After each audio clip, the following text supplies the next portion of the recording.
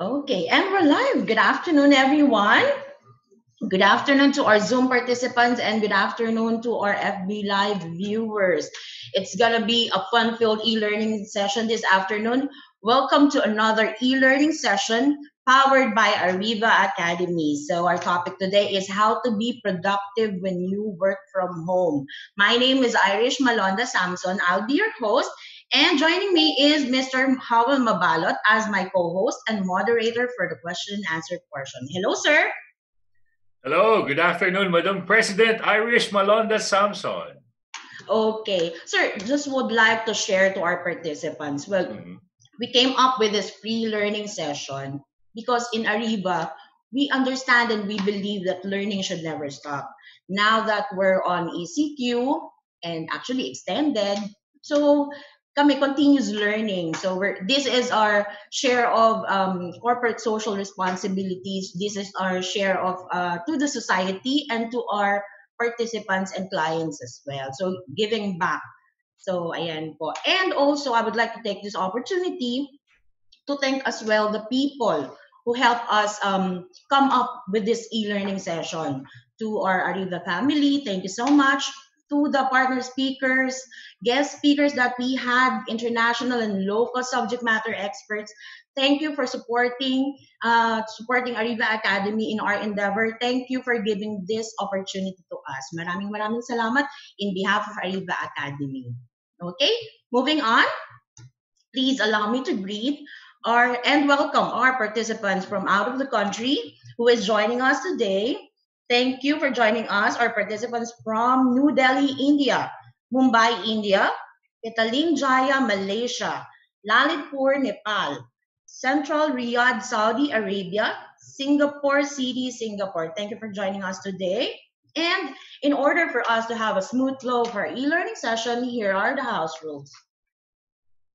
For those of you who are first timers here, who are first timers in our webinar, please type in the chat box hi. Let me see who are first timers here. Khalil Lamigo, okay. Miss Judy Ann, We got a lot of first timers here, and in order for you to um, hear us loud and clear, you will be needing a good quality headset. So please use the following codes. Type in 111 to show if you can hear us loud and clear. We're audible. 111, okay. 222 means you can't hear us. 2121 means our sound is breaking or there's a log. And question mark if you don't understand anything. But so far, 111, loud and clear, sir. Okay. And we will be having a quick break later after the presentation of our guest speaker. A quick break before we move on to our question and answer portion. Participants' microphones will be temporarily disabled by the administrator during discussion to avoid interruptions.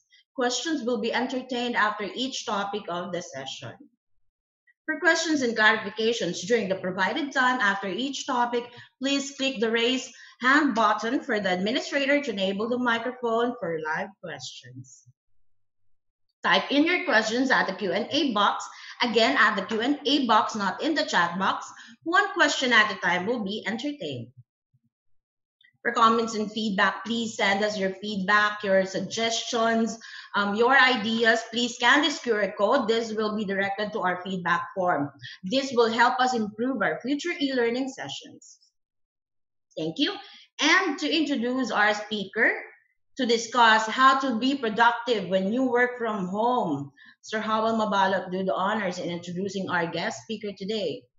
Thank you so much, Madam Irish Malonda Samson, our beloved president of Ariva Academy. It Thank you, is sir. indeed a pleasure of mine to introduce to our Facebook Live audience, our Zoom participants, our YouTube viewers, and our LinkedIn viewers, our highly esteemed speaker for this afternoon. He is the practice leader, future of work tech at PeopleStrong, an India-based enterprise HRSAS platform with over 15 years of HR entrepreneurial experience and had won 2 HR Vendors of the Year award and is the recipient to SHRI HR Entrepreneur of the Year in 2013. He's also the creator of Singapore HR Tech Market Map and is a jobs commentator on Channel News Asia. Let's all welcome everyone, Mr. Adrian Tan. Hi, Sir Adrian. Hi, hello everyone. Thank you so much for the invitation, and thank you so much. I'm really happy to be here today. And thank you for accepting our invitation, Sir Adrian. Yep. So thank you so much everyone for the time today. So I would just go straight into the presentation in consideration of your time.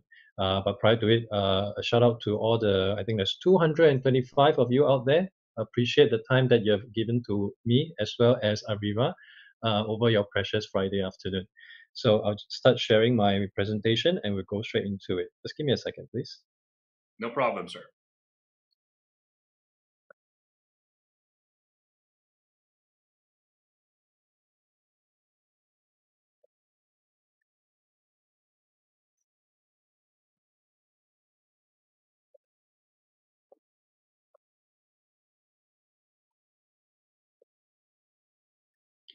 Okay, can I just confirm if everyone is able to see this?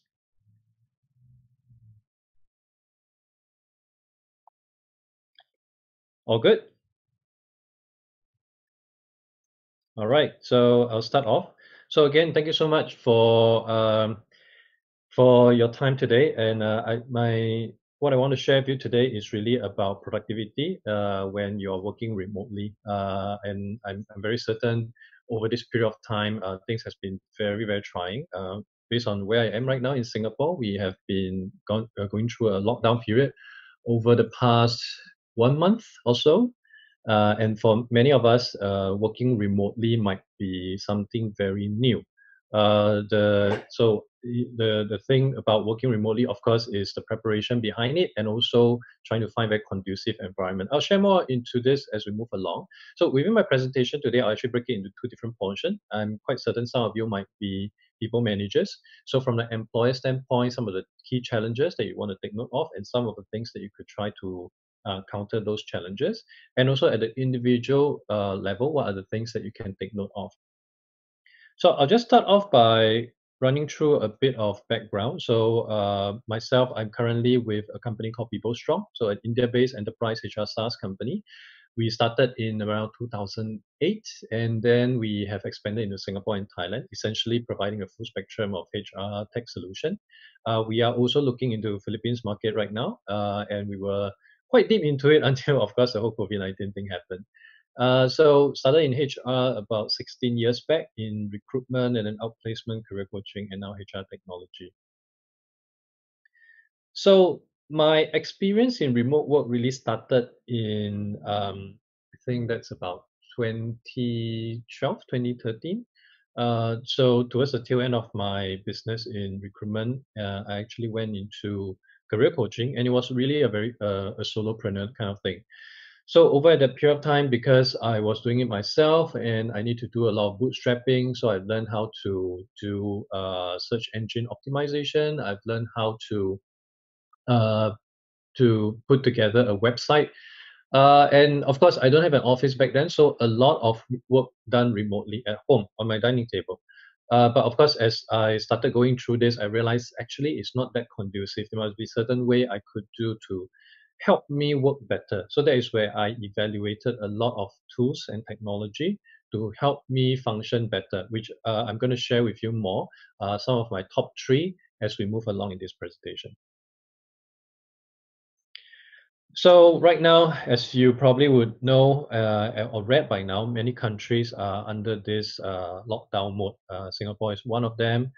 Many different countries are experiencing their version of lockdown. And of course, by doing so, productivity are likely to take a hit. This is an article that is cited by Singapore Straits Times, as many firms are not really ready for remote work.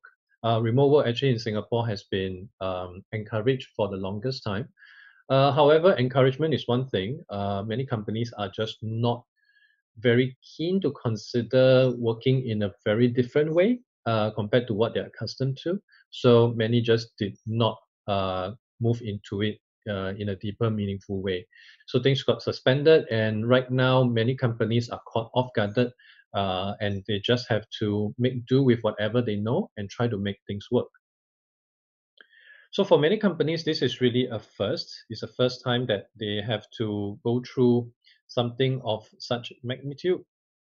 And of course, in an ideal world, we are looking into establishing clear remote work policy, advanced training, and this is something that many companies that has been well prepared would have thought through. So in my previous career, I was actually advocating for companies to consider all these different ways of remote work. And these are the two key things that any company must put in place. So very clear remote work policies, because you have to understand when it comes to remote work, everyone will be having a different experience. Some may have a study table, some may have not. Some may have a conducive environment, some may not. So all these have to be taken into consideration. So for each of your unique different employees, what are the things they could take note of? Because no one is going to teach them. The company would have to. And of course, training in advance. What kind of training are we talking about? Again, training related to policy, training related to what's going to happen when things doesn't work. So, for example, when you are having an issue in the office, if you have an IT issue, you can just pick up the phone or walk over to your IT colleague and get some troubleshooting done. But when you're at home, you'll function very differently. So, how do you go about doing so to ensure that your productivity is minimally affected? So, in current crisis time, and of course, in such a changing circumstance, this level of preparation may not be feasible for many. So, we have to look at specific steps that a manager can take without great effort to improve the engagement and productivity of remote employees. So, what are the things that we're looking at? So, to start off, managers need to understand there are a few factors that can make remote work especially demanding. Usually, high performing employees may experience decline in job performance and engagement when they begin working remotely, especially in the absence of preparation and training, as mentioned earlier. So, what kind of challenges are we looking at? Well, there are four key challenges inherent to remote work. And the first one would be the lack of face to face supervision. So many employees will be struggling with reduced access to managerial support and communication. And in some cases, employees may feel that remote managers are out of touch with their needs and therefore are neither supportive nor helpful in getting their work done. So we just focus on the challenges first. I'll touch on later on what kind of remedy and solution we can look at. Next, lack of access to information. Now, this go beyond just task-related work, because research has actually shown that a lack of mutual knowledge among remote workers translate to lower willingness to give co-workers the benefit of doubt in difficult situations. So even when it comes to trying to get something from your colleague, because there is no physical interaction, you won't be able to detect whether that person is actually being rude to you or they are actually short of time. So when you receive a brisk email from them as a natural product of their stress, you may interpret it very differently. So and the inability to understand their current circumstances, you may take offense and of course think poorly of their professionalism, and of course all this will result in lower collaboration, lower communication, which of course would result in lower productivity. Now, social isolation. I'm not sure for all of you here, but for myself, the past 3 to 4 weeks has been extremely challenging. Initially, it was still quite okay. I try to maintain my own schedule and all that, but as things move along, it can really be very, very painful. Especially for people who are extroverts, they will suffer from this isolation more in the short run than any one of us. Even for me as an introvert, I'm already finding it to be extremely challenging. And of course, isolation can cause any employees to feel less belong to their organization and may even result in an increased intention to leave the company when the dust has settled. And lastly, something which I think would probably affect many of us would be distraction at home. So, you know, typically we would want to encourage your remote workers to have dedicated workspace and of course adequate childcare, etc., before you start your remote work. But when it comes to sudden transition, all this could be very, very challenging. And in the case of school and daycare closures, you also have to take on unexpected parenting responsibilities. In my case, in Singapore context, schools are not operating, but studying still goes on. So we have something called home-based learning. Fortunately, it's going to end by end of next week, where parents would take on the responsibility to homeschool the children with material provided by the teachers. A lot of these are done electronically, but still it adds a lot of angst and stress for parents, especially during the course of their learning, because you will realize as a parent, you don't just play the role of a teacher, you also have to play the role as IT support in making sure that their laptop is okay, the browser is able to access this website, so on and so forth.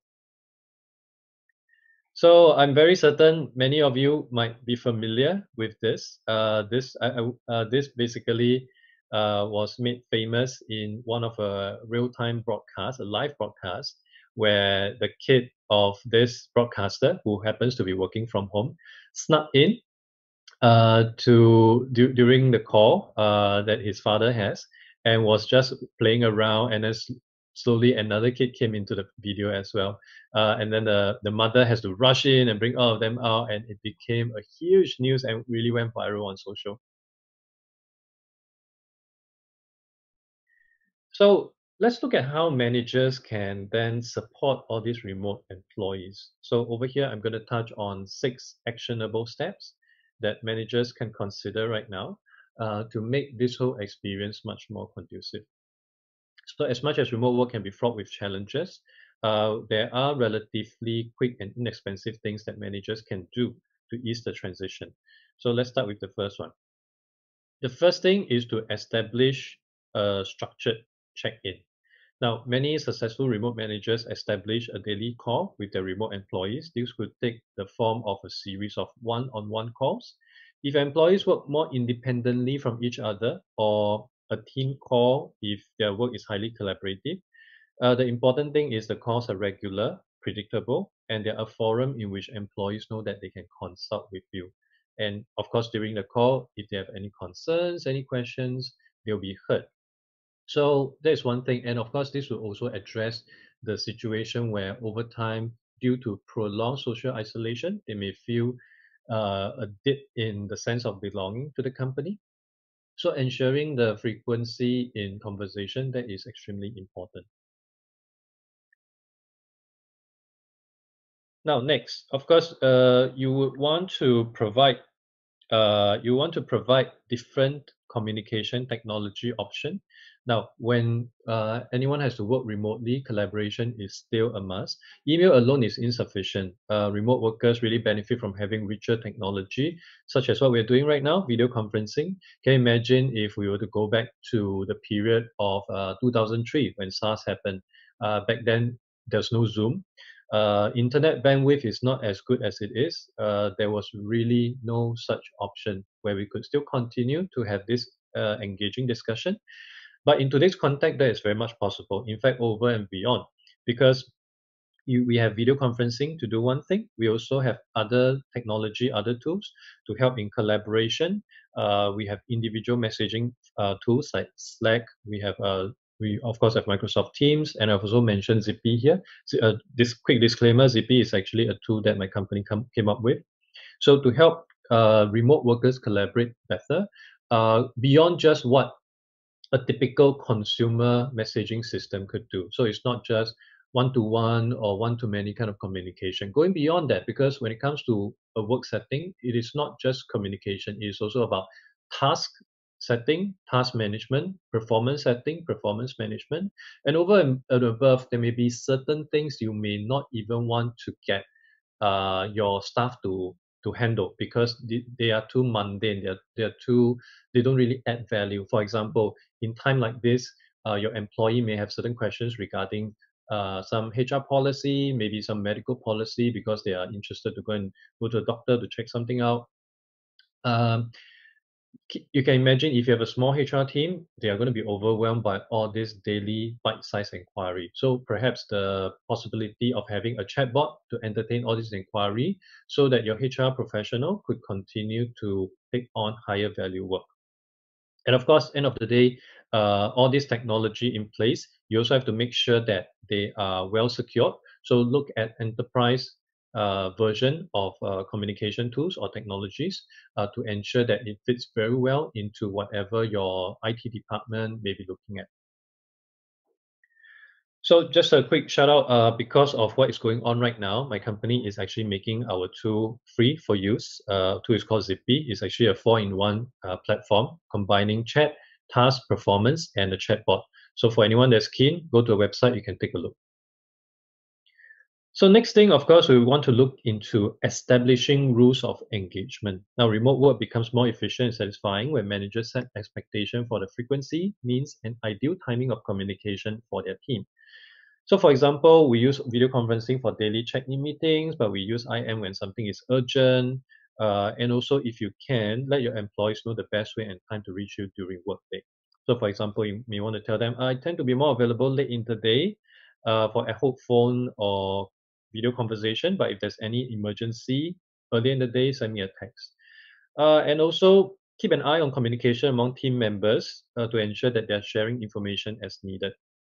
So recommendation is for managers to establish all these rules as soon as possible, ideally during the first online check-in meeting.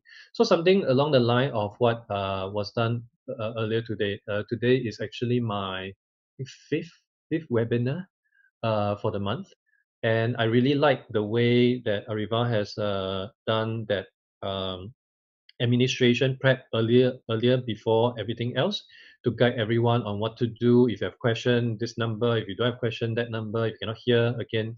So all these rules of engagement is very important to ensure things are done in a smooth flowing manner. So likewise, when it comes to remote work, you want to minimize all this friction, anticipate all this bottleneck, and this can be done through very firm and structured rules of engagement.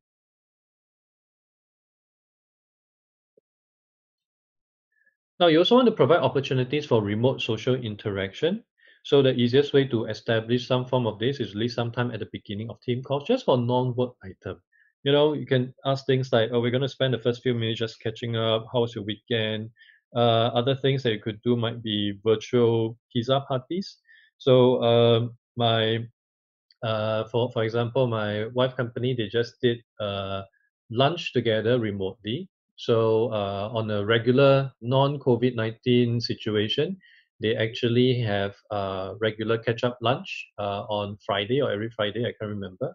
But since that is not possible right now, as everyone has stuck at home, they use their budget to provide for every individual to order something online for delivery to their home, and then they would lunch together remotely through Zoom call to really again keep up the interaction among the team at a social level. And this would definitely help to reduce feelings of isolation and also to help promote a sense of belonging.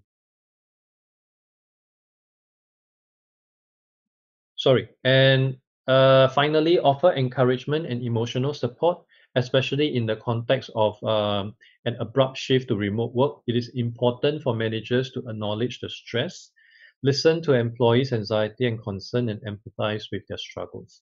If they're clearly struggling, ask them how they're feeling. Even a general question such as, how is this remote work situation working out for you so far, can really elicit important information that you might not otherwise hear.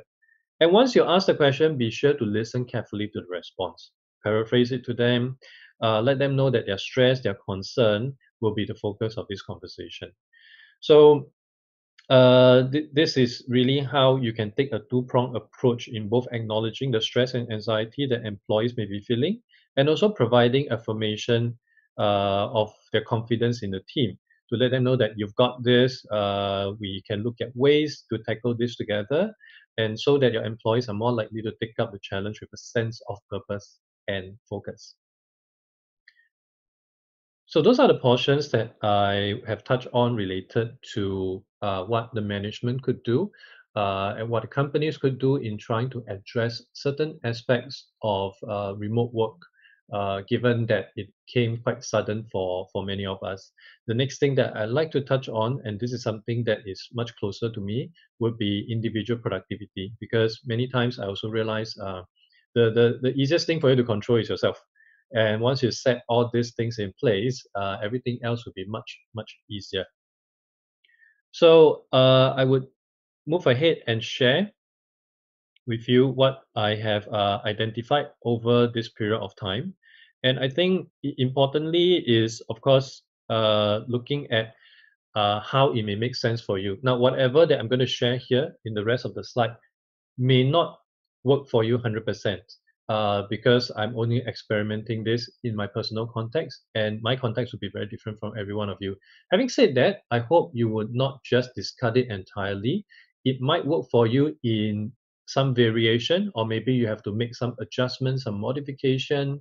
Uh, Either case, I would highly suggest to give it a go. Do bite-sized experimentation and see what works, what sticks, and what doesn't. If it doesn't, drop it. If it works, are you able to double down on it? Are you able to maybe find a 1% improvement on it? So I'm going to start off and share with you what kind of stuff that I do. So firstly, I think given what we are facing right now, what you want to do, or at least what I have been doing, is to front load my daily wellness routine, because that really gives me a good wake up notion to the day. And I try to bring it forward to as early as I can. So this is my typical schedule right now. So I would do a workout followed by my meditation routine. As much as I can, I'd like to admit that there have been days where I just would prefer very much to sleep in. So don't stress yourself over the fact that, oh no, I fell off for this day. I'm not going to pick it up again. Uh, don't be worried about that. I think by and large, if you're able to hit 80%, 70%, it is good enough. Don't stress yourself over it. There's a lot of things that you have to take care of, and of course, in your own shoe, you will know better what you could do to the best of your ability and what are the other challenges you have in your life. But personally, for me, I will start off with a 30 minutes exercise followed by 15 to 25 minutes of unguided meditation. For those of you who would want to use something that keep tracks of all this. So for my running and training, I actually use an app by Nike. They have a Nike Run Club, Nike Training Club. And for meditation, I usually use Oak or I usually use 10%. So either one would do. And the good thing about doing all this early in the morning is I have clocked them. And for the rest of my day, I don't have to worry about them. I've already done my exercise, I've done my wellness, everything is done and cleared rather than being interrupted. Uh, or rather, but then being interrupted mid of the day, and then you have to go for a run during lunchtime, and during lunchtime it's extremely hot in Singapore. So second thing that I would usually do is I would try to schedule everything, and I really mean everything. So because procrastination really happens to the best of us. Writing an article could be a huge procrastination. Putting this deck together is a huge procrastination when Ariva first approached me. So I will put everything into my calendar to ensure I would pick it up go by my schedule. And this is something that I actually learned from Jeff Weiner, the CEO or maybe the former CEO. I understand that he has resigned. The importance of scheduling nothing. So according to Jeff, he actually scheduled 2 blocks of time per week. Each block could be about 2 hours, 1.5 hours. And the block of time actually carry no entry. Essentially, it is empty time. It is downtime. But the downtime is for him to think. So no meetings, no calls, nothing, just for him to strategize, to think. So it is like your mini corporate retreat in bite size. That is what he advocated for. I took it a step further to really schedule everything that I need to do so that procrastination will never kick in. And procrastination can creep in very easily, especially in the comfort of your own home. So I would highly suggest you give that a try. And next thing that I try to emphasize, and this is something that was also touched upon earlier during the earlier part of the presentation, is are you able to reduce your time drain? So what do I mean by that? Usually when you look at any form of communication, do you actually came up with Zippy to promote that? And guess what? Things can still work. For non-scheduled calls, I would usually try to ignore them because honestly, if it's so important, the person most likely will call again or the message would follow through. So I think it is also good in setting that standard. So again, your management may set you a standard. You may also want to set the same standard across to ensure that certain communication is done at the right time so that you can really be very productive to conduct your deep work. Deep work will never happen if you're constantly interrupted with phone calls or messages every other minute. So try to experiment with this as well and try to condense any possible interaction into a less time consuming mode as you move along. So personally, for myself, I do my analytical work early in the day. And as I shared earlier on, in Singapore, we have home-based learning. My kids usually wake up around 8 a.m., which is also why I have this motivation to wake up even earlier. So usually when I can make it, I wake up at 5:30, 5:45. I'll go for my exercise. Once I've done everything, it would still be just the break of dawn. So about 7 a.m. So from 7 to 8, I actually have 1 hour of quiet time that I can do a lot of stuff. And in the morning, I really try to apply more analytical work. Now, it may be morning for me, it may be evening for you, for the night hours out there. I'm not exactly sure. But for those of you who is interested to find out more, there is a very interesting book by Daniel H. Pink called When: The Scientific Secrets of Perfect Timing. So whatever that timing works for you, you may want to uh, package your day around it to ensure during that block of time you truly can have it for yourself. Ensure no one will be disturbing you over that period of time so that you can do your most solid productive work. And for the rest, of course, you just have to entertain those interruptions. Now, something that I always do is I would use a earbud, even though I am working at home right now, unlike in the office setting, and I will try to pair it with Baroque music. And this actually came about because research has been done, and researchers generally agree that Baroque music from Bach, Handel, Vivaldi, Scarlatti. It's best for creativity. So usually I would, before I learned about this, I actually sometimes played music from radio. Sometimes I'll just run any random playlist on Spotify. And sometimes I would even listen to podcasts. Listening to podcasts is a huge mistake because it is just listening to podcasts require your attention. Just like this webinar, every one of you would have to pay attention to my voice and also whatever is on the screen.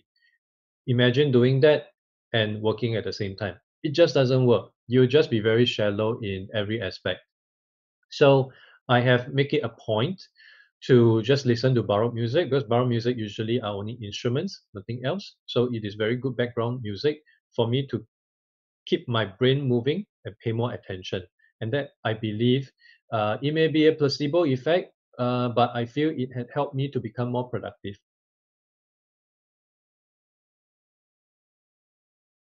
So next thing is to use technology to save time. Now, during my earlier period of solopreneurship, I shared earlier on, I've experimented and tried to identify different tools that I could use to make my work much easier and better. And because in my opinion, if I can try to automate this, I would be able to get the technology to do it in a much better way than myself. So for example, some of the tools I've been using Appointlet, which is a tool that I use to do scheduling. So instead of sending emails ding dong to and fro to identify a common slots, I integrate my all Office 365 and Google Calendar into Appointlet. Uh, use anyone that wants to book an appointment with me, they will go to my public page. They will be able to pick the available slots and get an appointment or meeting invite sent to their calendar as well as my calendar. So I don't have to do anything. Second thing which I've been using very well is called follow up then. Now in the context of my work, I do a lot of marketing, sometimes lead generation as well. And as we scale, the number of people that we speak with become countless. It's very hard to remember every single person that we speak with or interacted with. And many times, conversation doesn't just work in a way where one conversation will suffice. You have to keep the conversation going. You have to do a lot of follow-ups. So follow-up then is a good way for me to remind myself to do the follow-up. And this is purely through email. If you know how to use email, you know how to use follow-up. So I can set. So let's say I'll email something to a contact. I would BCC or CC 5 days at followupden.com. Essentially, what this is telling follow-up then is 5 days later, pop up this email back into my inbox. So in a way, this also helped me to achieve inbox zero, which is something that works for me because I am quite an OCD person. So it helps me to be reminded of what I need to do, of when I need to follow up, and it really helped me to ensure everything, nothing get missed out. Now, the third thing that I'm using uh, very often nowadays is something called Crisp. Now, Crisp is actually an app. In fact, I'm using it right now. That mute background noises using software. Yeah. So once you have this installed, you are able to mute the background noise. So it could be maybe the sound of wind, the sound of baby crying, the sound of your dog barking. Somehow they are able to use AI to mute or reduce it significantly so that the clarity of voice will be much better. And lastly, Otter.ai. This is something that I am using in my correspondence with people because as part of my job, I would have to gather information from other people and turn it into content. And to make it easy for the other party to contribute, I try to reduce friction. So instead of telling them to write down their reply, I would tell them, why don't you just record a video? Record an audio and send it to me. I'll get it transcribed. So the burden of transcribing, of turning it into written material is on me. But then I'm also a lazy person. I do not want to spend time or even money to find someone on Fiverr to transcribe it. So what do? There is actually an app called Otter.ai. That uses AI to intelligently transcribe the audio file into words. It is not 100% accurate, given that Singaporeans or many of us in Southeast Asia, we speak with an accent, it would definitely have an impact on accuracy. But I think by and large, you would be able to hit about 80%, 70%, which is good enough. So instead of writing from scratch or transcribing from scratch, you just have to do simple editing. Next, screen time. I set it for myself. I have mine from 9 p.m. to 9 a.m. So during this period of time, I have no notification. Of course, I can override it, but every time I see screen time alert, I try to remind myself why I have it in the first place. So when I have downtime, I really have downtime.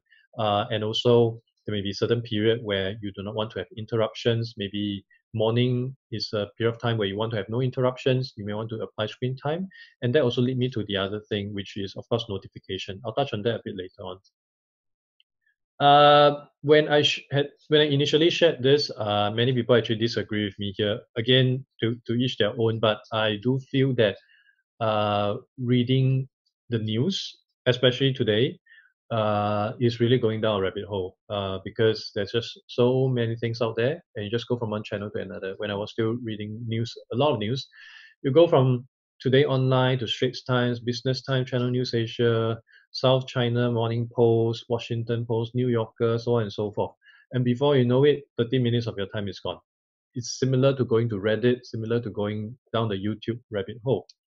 And I think one of the key things that I've learned is most news is really trivial. Yes, there are some significant part, but I think importantly is if the news is really that important, I'm very certain that someone will tell me about it. And I had that experience before. I stopped reading news entirely and I just get updated through my wife, through my friends about something. And I think so. And I think importantly is given the current context where we have so much isolation, it is very easy to get depressed. And reading news, which are mostly depressing, mostly negative, doesn't really help in your mental state. So I would highly suggest you give yourself a break, or even if you want to do so, do not do it during your official working hours because again, that is going to have an impact on your mental state and as well as the fact that it's going to be a time sucker.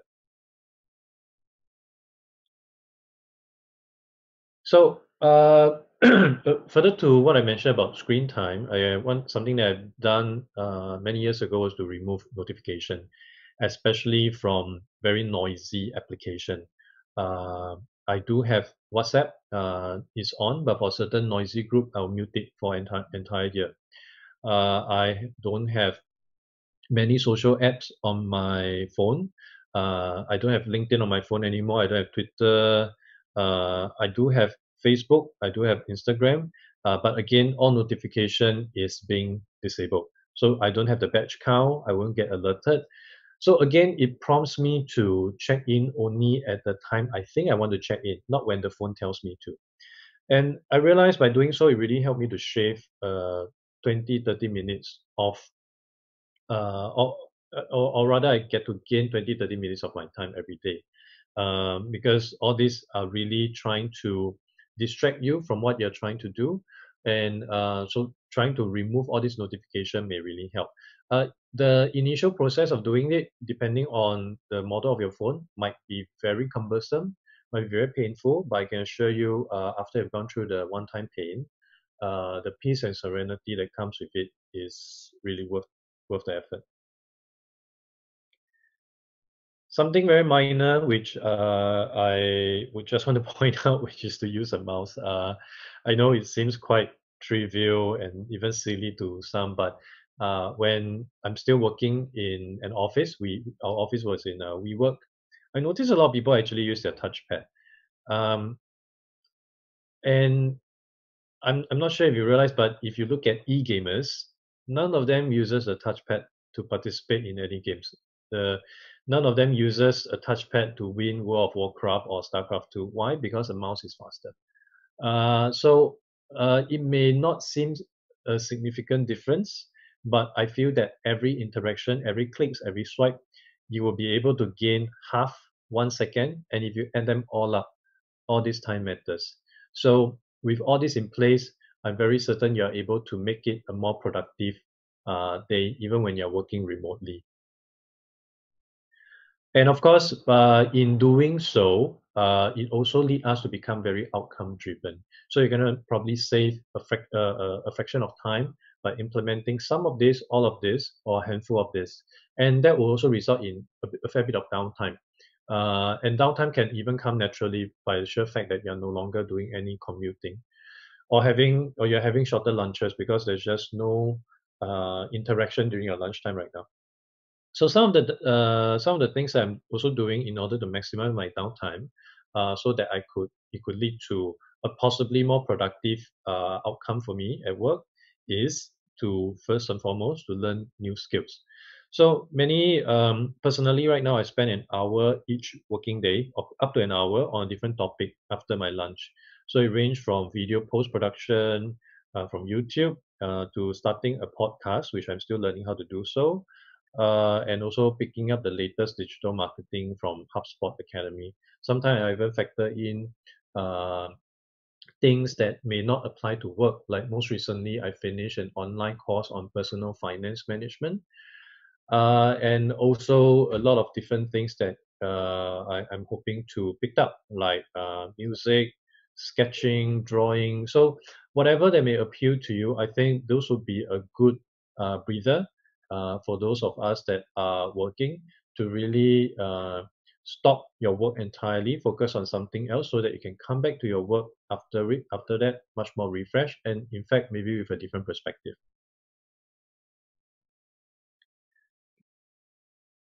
So the next thing that one could do is to continue expanding your network. Now, in today's context, because of connectivity, because of LinkedIn, expanding your network is really very easily.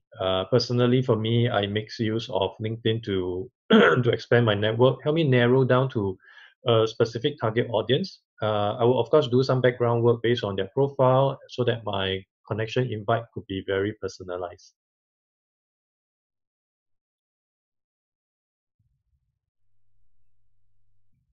And of course, given the time that you have, you may want to look at ways you can improve your current process. So this thing really came to me when I attended a keynote, I think about 3 months ago, where the head of innovation from DBS Bank, he was sharing with us how his team was helping a group of back office department on how to condense their usual 18 steps process to 10. Now, in our personal context, of course, we won't have the benefit or the luxury of having an innovation team to help us, but you will be able to look at how to improve your own process. Are there different ways to do things differently? Are you look? Is it possible to reduce your current 20 steps to 19 steps? I think every bit counts, so that you can make things much more productive, and again to streamline everything for you. Because for remote work, really a lot of time is about outcome. So when it comes to outcome, I think an intelligent way for any worker to look into is, if I can spend 5 hours to produce this work, why do I need to spend 8 hours? So really trying to find the best possible way to arrive at the same, if not better outcome. Which brings me to a next point. So for expanding of my network, something that I've been doing quite often. It is something that I realized technology can actually play a part. So previously, I was doing it manually, adding one by one. And for those of you who are on LinkedIn, you will know it is very painful, because every connection invite require up to 3 clicks, if I'm not wrong. And if you want to reach out to 100 people, that's 100 people times 3 clicks. So there's actually automation tools out in the market, which I realized as I try to improve my process. The one that I'm using is called Lead Connect. You'll be able to see a promo code there. It's something that they give to me because I'm one of the early adopter. I think it'll give you 10% off. That's provided if you pay for it. If not, it's perfectly fine. They have a free plan as well. So on a daily basis, this tool actually helped me to send a personalized connection invite to 100 people, as well as up to 300 messages to my connections every day automatically. So again, just by doing this, just by running this, I can focus my time on other higher value work. And also spend some time to do some self-evaluation. I think it is very important to understand at this moment in time your strength, your personality, and all this would be very helpful in trying to chart your future career as well. So it's somewhat like the company retreat that senior leaders would do. They'll congregate offsite for a few days. So this is like your own personal version. So I would suggest going to DISC, MBTI, Clifton Strengths, just to run through this test. And of course, all these tests may not be 100% accurate. So you may want to validate with your friends and close families to see how it might be useful or how relevant they are for you, so that again by leveraging on your strength, you will be able to pursue things that might be very much easier for you. So one thing that Clifton Strength always mention is work on your strength, work around your weakness. Something very different from what we are taught in school. In school, we are taught to be good in every subject, but I think Clifton Strength takes a more practical approach. Yeah, we are only good in some things, not everything. So identify what those things are and then double down on it. And lastly, I've shared earlier on, I've been practicing mindfulness for quite some time, on and off. But most of the time, I try to clock in 15 minutes, 25 minutes. And I think it has been really, really useful for me. The science has actually shown that it is really helpful. And personally, there are some application out there you can try. Headspace, Calm, 10% Happier. All these are very useful for you to run through bite size. And just give it a go. I think you'll be able to see the difference very shortly, and it might really be very beneficial for you. I personally would think that this mindfulness practice has helped me to do a lot of things better. For example, I have been a smoker for decades. I try to quit on and off, never really works. But when the mindfulness habit kicks in, or when I started my mindfulness practice, the last time I touched a cigarette was February of last year. So it really helped me to just drop it, go cold turkey. I have somewhat dropped alcohol as well, probably about 90% of my intake, and also I'm off caffeine. So I think again the mindfulness part really, really helps. So thank you so much for your time today. I've reached the end of my presentation. If you wish to continue the conversation, you may like to check out my website. My website is adriantan.com.sg, where I write a lot about future of work. Or you could just look up for me on my LinkedIn. So this is my LinkedIn page, is my face here. So if there's anything, feel free to let me know. Otherwise, I will hand this over back to Ariva. Thank you so much. Thank you so much, Sir Adrian Tan. Everybody, big hand for our resource speaker for this afternoon. So, sir, don't you go away, because we will be having our 2 to 3 minute break. And after that, we are going to entertain questions. And there are 3 kinds of questions we will be having. The first type of question will come from the Q&A box. And the second would be coming from the FB Live. And thirdly, I have a set of present questions, and we will be doing our best to answer them all. So with that, again, you know what, to just wrap everything up or recap what, of course, Sir Adrian Tan has discussed, the challenges we are facing working from home, the 6 steps management can do. I love it as well. And even your individual productivity tips on how to be productive individually. And maximizing your downtime, I believe a lot of us have learned from Sir Adrian. So I encourage everyone to type in your question, not at the chat box, but at the Q&A box. And in 2 minutes' time, we'll be right back. We promise, and don't go away, dear participants.